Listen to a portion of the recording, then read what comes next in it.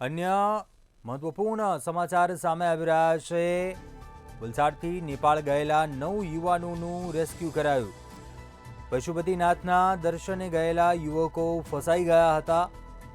તમામ યુવકોનું રેસ્ક્યુ કરાયું છે। સાંસદ ધવલ પટેલે કેન્દ્રીય ગૃહમંત્રી અમિત શાહને આ મામલે ઘટનાની જાણ કરી હતી। કેન્દ્રીય ગૃહમંત્રીના પ્રયાસથી ફસાયેલા 9 લોકોનું રેસ્ક્યુ કરવામાં આવ્યું છે। નેપાળ સરકારની મદદથી યુવાનોનું રેસ્ક્યુ કરવામાં આવ્યું। રેસ્ક્યુ બાદ યુવાનોને ભારતીય દૂતાવાસમાં લાવવામાં આવ્યા। પશુપતિનાથના દર્શને ગયેલા વલસાડના યુવકો જે ફસાયા હતા। નેપાળમાં પૂરની સ્થિતિ છે, જ્યાં ગુજરાતી વલસાડના યુવાનો હતા તે ફસાયા હતા।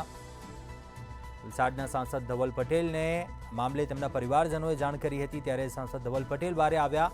સાંસદ ધવલ પટેલે કેન્દ્રીય ગૃહમંત્રીને આ મામલે રજૂઆત કરી હતી, જે બાદ આ તમામ યુવાનોને બચાવી લેવામાં આવ્યા છે, તેમનું રેસ્ક્યુ કરાયું છે। નમસ્કાર। આપણા પાર્ટીના 9 લોકો નેપાળના પશુપતિનાથના મંદિરના દર્શને ગયા હતા।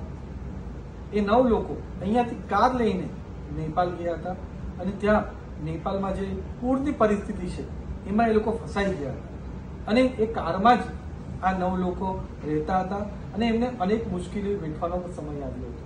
એની સાથે બીજા 6 થી 7 જેટલા બીજા રાજ્યના ભારતીયો અને નેપાળના લોકો પણ ત્યાં ફસાયા હતા અને કાલે એમણે મને જાણ કરી કે આવી પરિસ્થિતિમાં એ લોકો છે।